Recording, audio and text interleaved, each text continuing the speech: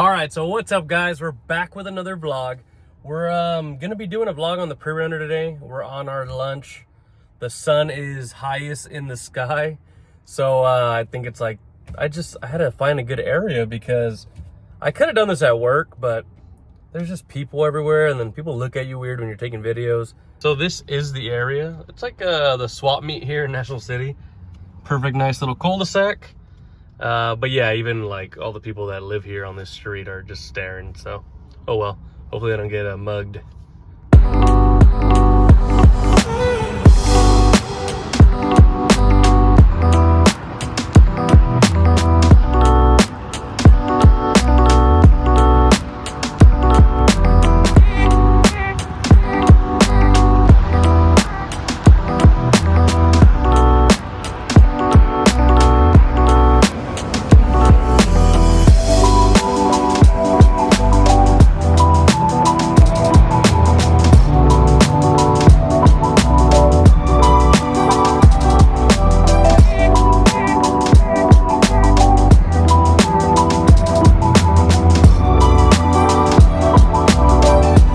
So to start off, I'm like seeing myself pan like in the reflection of the truck, which is kind of funny because you know, to get these shots, you know, you gotta crouch and tiger, you know, you gotta get in there.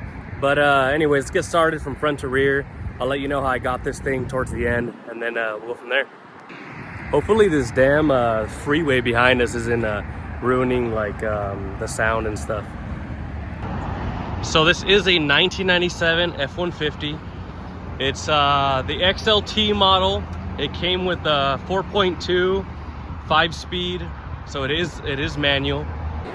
All right, so we'll try and keep this thing nice, short, and sweet because I can blabber on and on about this damn truck. So we'll start off with the front and the rear, and if you have any questions, you know, at the end, just let me know. I'll answer them.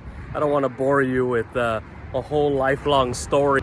So starting from front to rear, you know, it's got your traditional Prerunner bumper. It's got 2.5 coilover up in the front. Glenn over at GR Fabrications, he did a badass job knocking this thing out.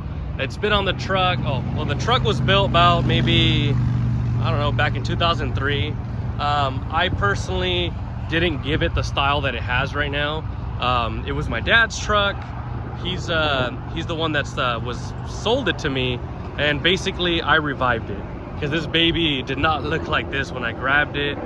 So the interior is stock. It's got the stock dash, got the stock seats. We got, let's see here, stock bench seat in the back with a cage. The cage was done by some dude, I think in Escondido. Guy did a very good job. At some point in time, I do decide to put possibly a headliner back in it, but we're not there yet, so. It does have a CB radio. Like I've said before, it is stick shift. It's got lights up front. As you can see, it just has the pods and these 3 lights, which are just the Hellas. These are halogen, and then those ones up top are LEDs. Now the truck, it does have a good look to it.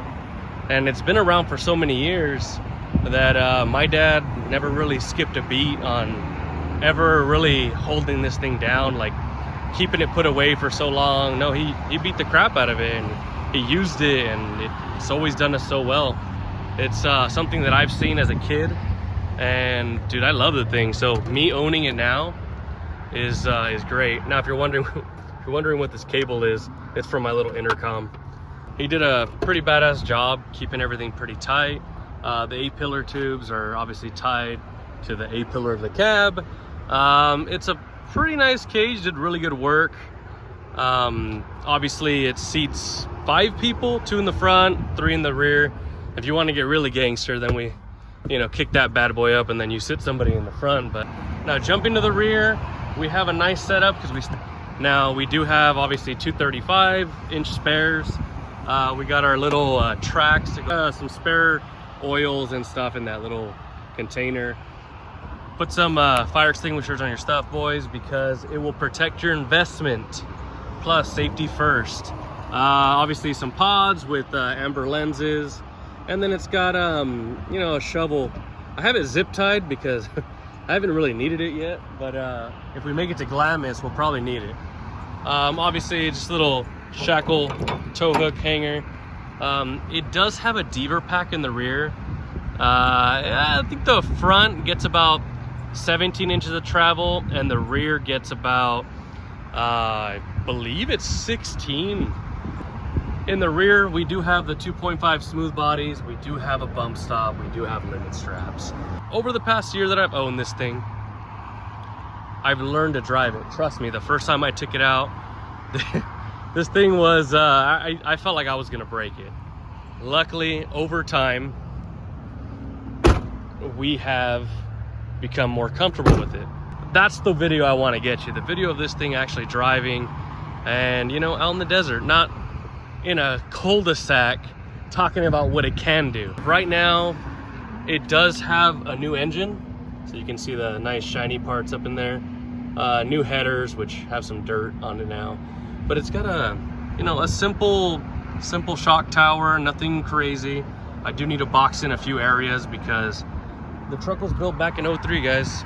You know, it's, and it still needs love. Like I said, I've owned it for a year and I've dumped countless hours paint job. You know, that's thanks to my dad. He's the one that came up with this color scheme back when they painted it in 2012. Before it had other paint jobs, so if you have seen it around, you know that it's been around for quite some time. But yeah, I'm gonna hop in the truck though because I don't know how the sound's coming out. So I ended up not even finishing off the vlog there. I ended up getting called back to work, but we daily this thing. So I'll finish off the vlog here. We gotta go pick up Wendy, but yes, this is what it is.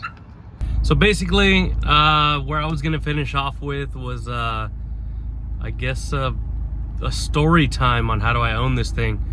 Real quick, that way I don't get too long into your YouTube time. I bought this thing off my pops, got it for 10 grand. He gave it to me, it needed some work, I knew of that.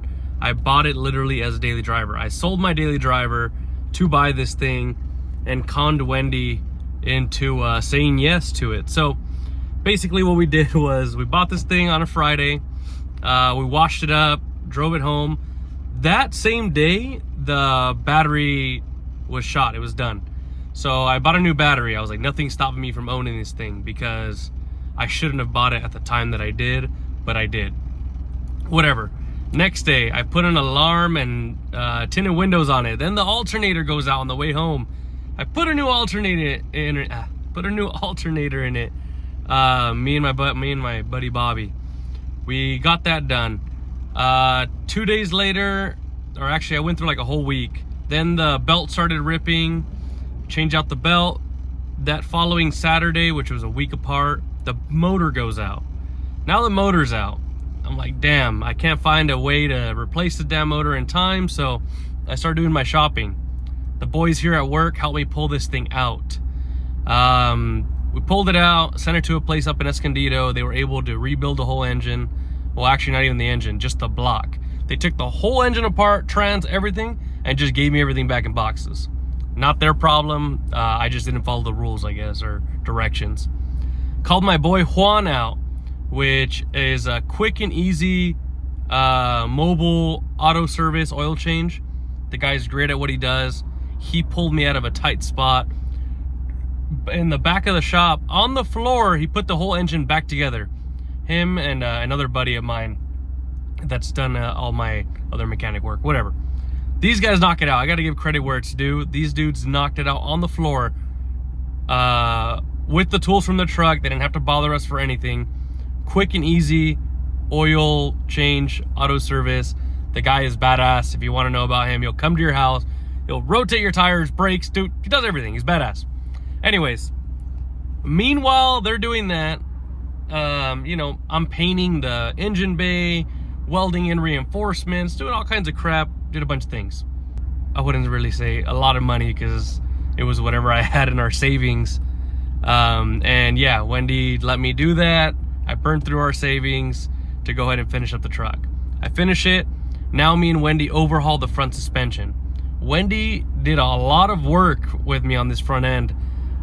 She would be holding with pliers on one side, pulling on the bolt with all her weight, and then I'd be her freaking 100 pounds, and I'd be smacking the other side with a big ass hammer, trying to get bent bolts out, you know, swapping out a bunch of things. Anyways, I went through a whole year. It's been a year since I've owned this thing. It has not been a handout. It has not been an easy task.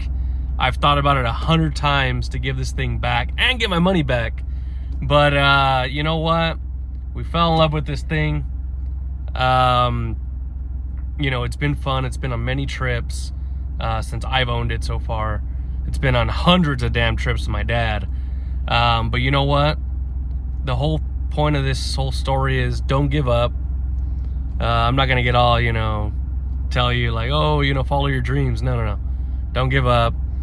You can always get over any of those humps and any of those hills. And you know what? In the end, you get you learn a lot. I learned a crap load. I can go through this whole truck in an O'Reilly's parking lot with a Swiss Army knife and a crescent wrench and some duct tape. I can handle this task, no problem. Anyways, I'm just letting the truck idle right now. I'm gonna take you with me. We'll go pick up Wendy real quick, and then that way you can meet the real person behind the whole mechanic and the authorizations and approvals and all that crap. So yeah, that's basically it. This is what it takes to own these things. It does take a lot of work, a lot of maintenance, a lot of postponing things from trips, vacations. You know, if you really want one, I say you do it, because it's better to ask for forgiveness than permission. That's from what my friend Chris tells me. You know, like my dad always tells me, he makes fun of me because I kind of, when I get started on something, I don't like to stop. So he always tells me like, I need it, but you really don't. But yeah, that's what's happened. We just snowballed in this thing. This has got to be my favorite part about coming to Wendy's work. Just making a bunch of noise. Check this out.